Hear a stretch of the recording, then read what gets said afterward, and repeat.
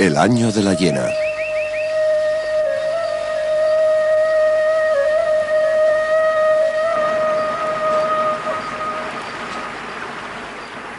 El río y el sol, los dos presentes de los dioses que han hecho posible la civilización del antiguo Egipto.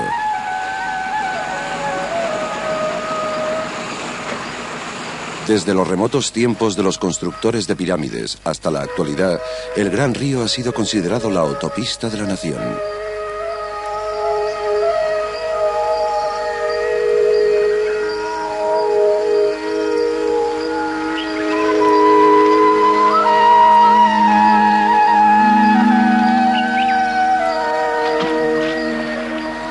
En la antigüedad, también constituía la arteria principal del Estado.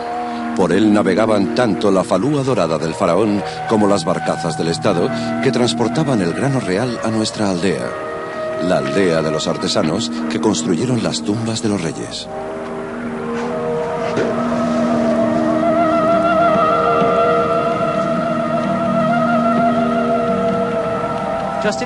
Imaginen por un momento que se encuentran en este mismo lugar, en la vieja ciudad de Esna, al sur de Tebas, en el Alto Egipto, hace 3000 años.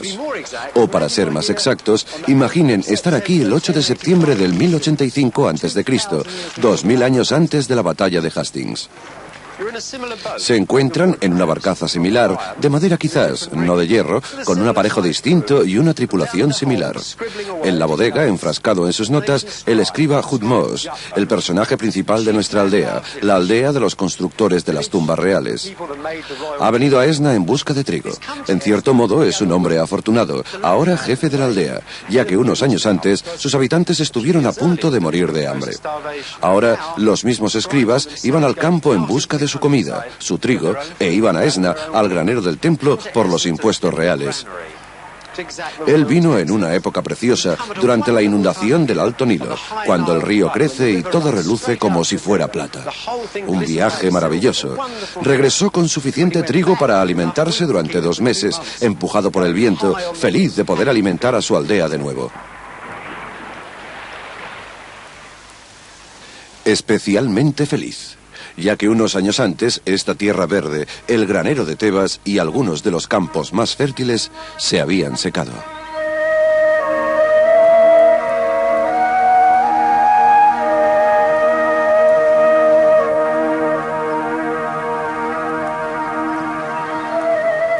Durante un tiempo, los campesinos habían conseguido alimentar a la ciudad con los excedentes que habían recolectado en cosechas más abundantes. Pero poco a poco, inexorablemente, el hambre llegó al valle.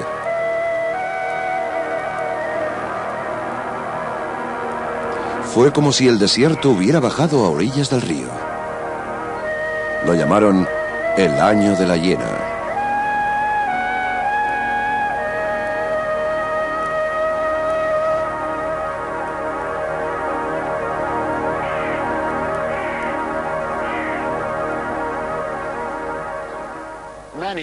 Él era quien estaba al mando durante estos tiempos tan difíciles, el sumo sacerdote. Gobernaba Tebas y a los miles de burócratas del templo. Era un hombre muy importante. En este relieve, por ejemplo, tiene la misma estatura que el rey. Es algo bastante sutil, ya que el rey se halla sobre un pequeño plinto, pero al medir las figuras, vemos que tienen la misma estatura. El sacerdote se había convertido en alguien realmente importante, aunque al ser sacerdote no tenía ejército. O sea que cuando el hambre llegó a esa zona en el año de las hienas, no era capaz de contener los disturbios que tuvieron lugar. Así que vino el virrey de Nubia con sus tropas negras y tomó el control de Tebas. Le gustó tanto que se quedó. ¿Cómo sabemos todo esto? El frágil hilo de la historia discurre por entre los templos de Tebas.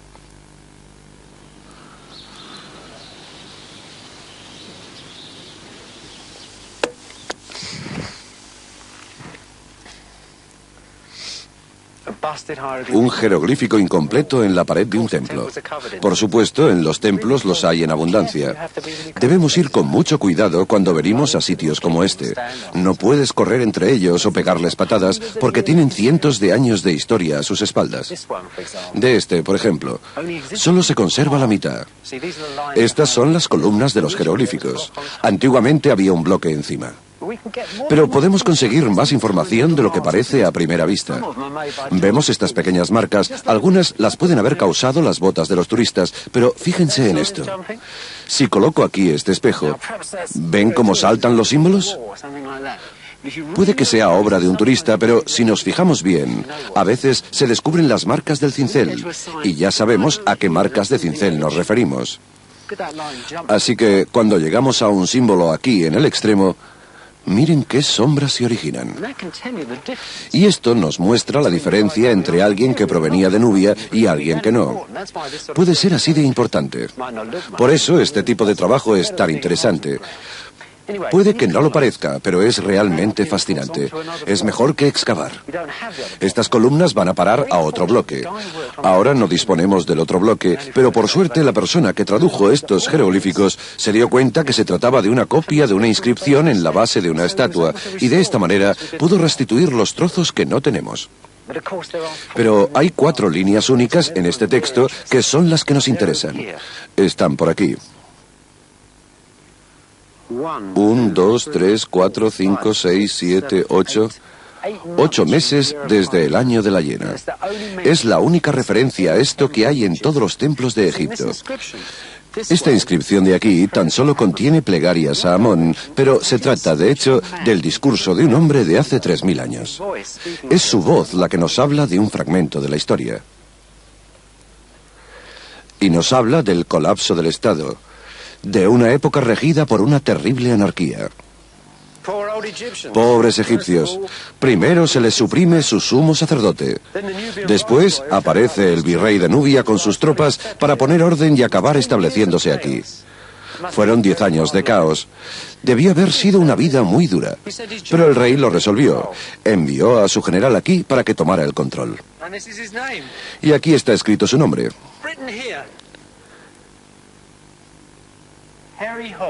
Harry Hore. No debemos olvidarlo. Volveremos a hablar de él. Se trata del hombre que nos dejó el mayor enigma de la aldea. Era lo bastante poderoso para tener su nombre en un cartucho real. Lo bastante poderoso para instigar una serie de comisiones reales que investigaron los terribles sucesos del año de la hiena.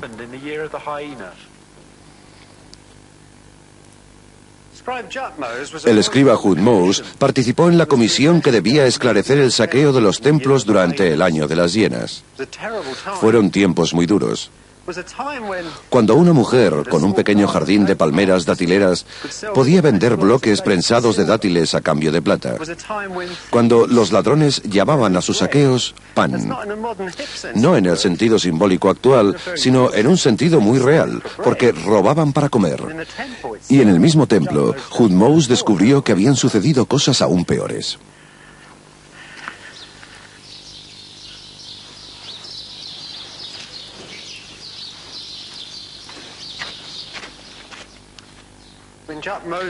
Cuando Thutmose y los comisionados investigaron lo que había sucedido en el templo, la situación parecía incluso peor.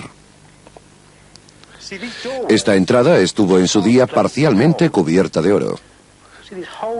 Estos agujeros en la base probablemente servían de soporte a los calces que ayudaban a fijar el oro en estas paredes. En el centro había 2 enormes puertas de cedro. Tan solo la madera valía una fortuna, y es que habían sido traídas desde el Líbano. El cedro estaba recubierto, en este caso, de cobre y bronce en grandes cantidades. Lo sabemos porque la comisión de Thutmose detalló muy cuidadosamente lo que sucedió aquí. Y lo que sucedió fue esto. Los trabajadores subalternos del templo empezaron poco a poco, presumiblemente cuando empezaron a sufrir el azote del hambre, a arrancar trozos de cobre y nadie se dio cuenta. Así que continuaron, y nadie se dio cuenta. Y continuaron. Entonces, un día vino su jefe y vio que habían arrancado todo el cobre. Mientras ellos aguardaban nerviosos, exigió su parte del botín. Se la dieron, y esto significó, por supuesto, el fin. Porque tras esas puertas que el sacerdote había arrancado y convertido en tablas, estaban los sepulcros de los dioses y los sacerdotes no se detuvieron. Estos sepulcros eran cajas de cedro cubiertas de oro macizo, bastante más pesado que una lámina de oro, algo mucho más pesado. Lo arrancaron y lo convirtieron en láminas. Luego vinieron los carpinteros y cerraron las tablas. Es el final de Egipto. Aunque siguieron en esta iglesia durante 1000 años, en realidad era una recreación del original. La decoración original se perdió en el año de la hiena. Pobre escriba Hutmose. En lugar de construir monumentos nuevos, se pasaba el tiempo investigando el saqueo de las obras de sus antepasados. Eran tiempos de desilusión e inseguridad. Tiempos muy duros para sus habitantes.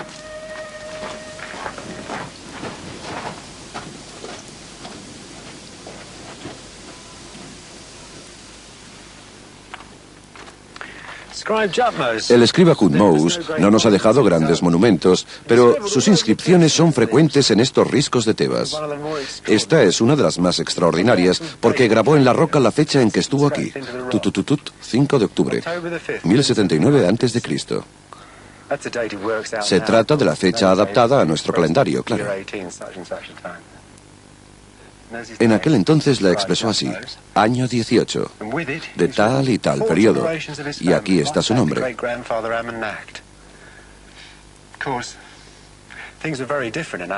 Escriba Hutmose. Además escribió el nombre de 4 generaciones de su familia, hasta su bisabuelo Amanact. Por supuesto, las cosas eran muy diferentes en los tiempos de Amanact. Fue un gran hombre que construía grandes tumbas en un país rico. El escriba Hutmose contemplaba todo esto con desilusión. Estaba más interesado por su familia, por las cosas pequeñas, por conservar la memoria de sus grandes antepasados. Nuestro escriba había venido a este solitario valle para inspeccionar la antigua tumba real que se halla detrás de mí. Le interesaba particularmente porque los generales de su época no querían ser enterrados en las tumbas públicas del Valle de los Reyes, sino que tomaron en consideración de nuevo esos remotos y pequeños valles para construir aquí sus tumbas secretas. Con estos nuevos gobernantes y su nuevo estilo de tumba, llegaría una forma de vida diferente para la vieja aldea, y quizás ya era hora. Los antepasados de Hutmose habían estado enterrando a los muertos de la aldea durante 500 años en esta colina que se desmoronaba. El escriba no se podía construir una tumba como esta. Simplemente no había sitio. El interior de la colina era como un queso suizo, lleno de agujeros. El cementerio estaba lleno. Las cosas estaban igual de mal en la aldea. Las viejas casas se estaban cayendo a trozos. En esta, por ejemplo, el techo se había hundido debido a una tormenta y todos los papiros que se almacenaban aquí, era la biblioteca de la aldea, quedaron empapados. Si van al Museo Británico o al Louvre, verán que todavía hoy se puede ver la arena en el reverso de los papiros, ya que los escribas los pusieron a secar en el suelo. Las paredes, como pueden ver, están todas combadas. Las cubren 25 manos de pintura. O sea que ya era hora de marcharse. También había otras razones. El general Herihor, que gobernaba Tebas, necesitaba imperiosamente un cuerpo independiente de tebanos alfabetizados para que le ayudaran en las tareas del gobierno. Él no quería involucrar a los viejos bloques de poder, los sacerdotes y el ejército, que habían quedado bastante desacreditados en el año de las hienas. Los aldeanos, por lo tanto, eran la solución perfecta. Familia a familia se trasladaron al lugar donde se encontraban las oficinas de la administración. Así que la aldea se trasladó a esta parte del recinto del templo en Medinet Habu. El escriba Hutmose se construyó una suntuosa casa aquí. Estas son sus ruinas. Estoy andando entre ellas en este momento. Era mucho, mucho más grande que cualquier casa que hubiera tenido en la aldea, y perfecta para mantener su estatus como uno de los hombres más importantes del Alto Egipto. De hecho, estaba fuera la mayor parte del tiempo, y era su hijo, Butamen, el que levantó estas columnas. Así que fue a Butamen al que esculpieron en las columnas de su casa en Medinet Habu. Él es el último protagonista de nuestra historia de la aldea. Era un buen hombre con una familia numerosa. Quería a su madre y a su padre y tenía mucho respeto por las tradiciones de Tebas, por los viejos reyes y templos. Vivió en una época difícil, una época en que los generales habían dado tierras a los aldeanos para que fueran autosuficientes. Todos se esforzaban en ser granjeros. Hasta cierto punto, Butamen era ahora un hacendado. Cuesta bastante imaginarse a los constructores de tumbas, que no habían tocado un apero de labrador durante 500 años, preguntándole a los granjeros cómo se plantaban los árboles y cosas así. Pero era una vida muy dura y la pobre esposa de Butamen murió. Él la apreciaba mucho, le escribió esta carta tan conmovedora. Buenos para mí son mi madre y mi padre, aquí están, pero tú, esposa mía, has sido arrebatada de mi lado. Tú que conducías el ganado al hogar, tú que te ocupabas de nuestros campos, tú que soportabas todo tipo de pesadas cargas cuando no cabía dejarlas de lado. Oh Actoy, esposa mía, mujer virtuosa. La muerte de su mujer parece que hizo al joven Butamen más sabio a pesar de sus años. Algo positivo, teniendo en cuenta la dura tarea a la que debería enfrentarse ahora. Con el escriba Jutmous lejos de Tebas, los generales pidieron a su hijo Butamen que abriera de nuevo las tumbas del Valle de los Reyes.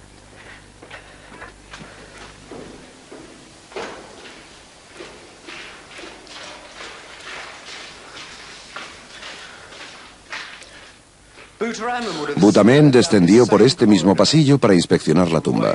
Se paró aquí, justo al borde de un agujero de más de 10 metros, pensado, entre otras cosas, para detener a los ladrones. Entonces, debió haber echado un vistazo al otro lado y vio el agujero de los ladrones con una cuerda grande pendiendo de él.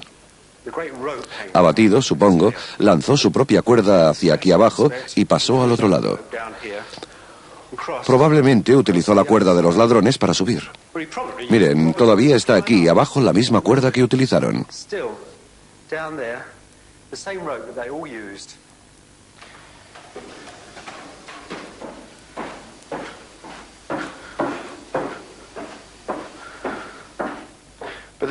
Cuando Butamen llegó a esta altura de la tumba, debió darse cuenta que otra tumba real había sido profanada.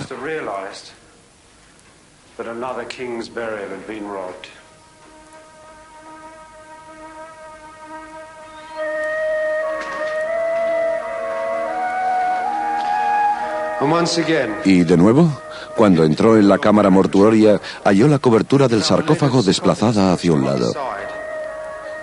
Entonces se dio cuenta, probablemente con una sensación terrible de desesperación, que habían profanado a otro rey y le habían arrebatado las joyas de su cuerpo.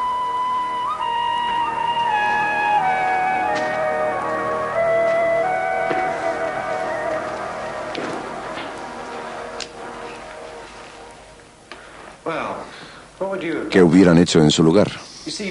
Butamen no había tan solo encontrado un rey al que habían robado todas sus joyas, sino que habían arruinado los vendajes y destrozado el cuerpo a hachazos.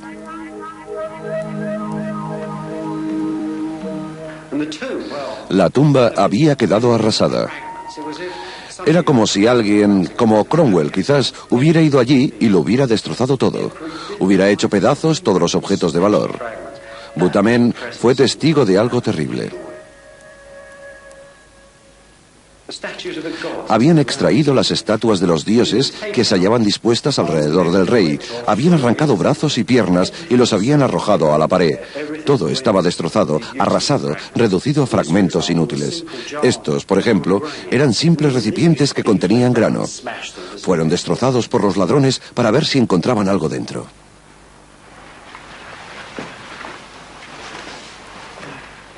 ¿Qué hubieran hecho para salvar a los reyes del antiguo Egipto? Durante 3000 años, tras la muerte de Butamen, nadie supo la respuesta. Entonces, hace unos 100 años, la verdad salió a la luz, cuando un aldeano de la época, Hamed Abder-Rasul, descendió por esta senda de montaña.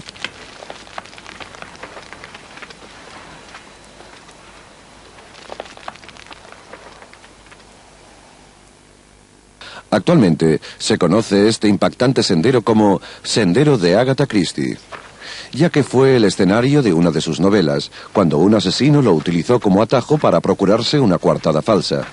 Pero cuando el joven Ahmed subió aquí ese día, resolvió otro misterio. había descubierto un pequeño orificio en el valle, justo en esa punta dibujada por el sol. Se trataba de un orificio reciente y el perspicaz Hamed advirtió que se trataba de la entrada de una tumba antigua.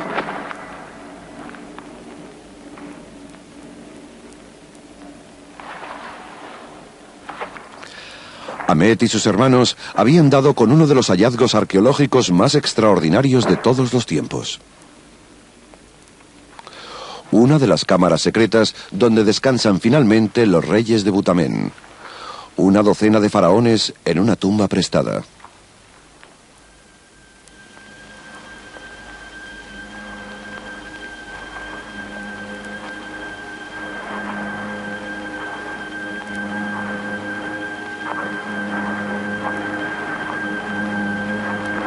Los hermanos trataron con mucho cuidado su tesoro.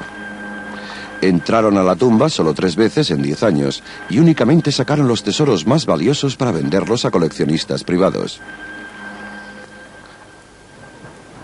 Pero a pesar de sus precauciones, se descubrió el secreto y se vieron obligados a jugar al gato y al ratón. La cuestión de cuál sería el museo que albergaría a las momias reales se convirtió en una competición entre los hermanos Adber Rasul y los egiptólogos profesionales.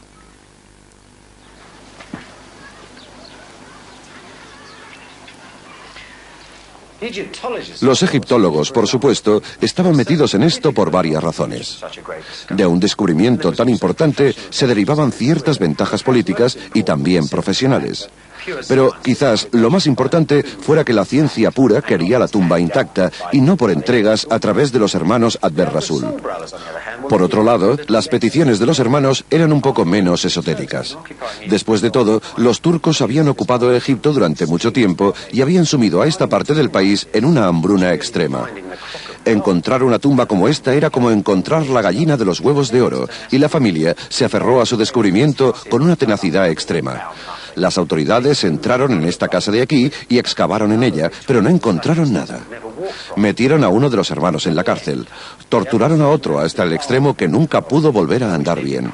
Pero finalmente los hermanos lograron negociar con las autoridades, cosa que hicieron bastante bien. Y tras un año de tira y afloja, uno de los hermanos condujo a los europeos hasta los reyes del antiguo Egipto.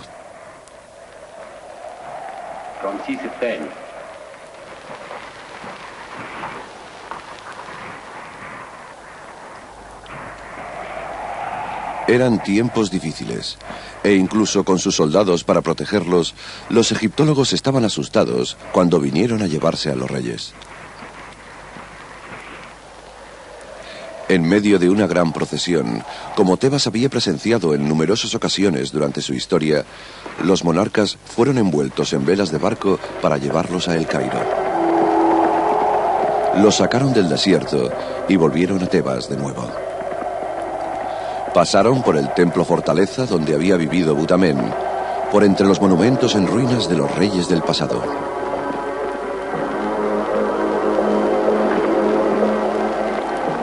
Y cuentan que entonces sucedió algo extraño. Mientras los soldados y los egiptólogos se llevaban sus trofeos, todos los aldeanos vinieron a contemplar esta extraña marcha. Entonces, un gran lamento, como el que se oía en los funerales de la antigüedad, resonó de nuevo por los campos de Tebas, por los templos vacíos y allende de los cementerios del desierto.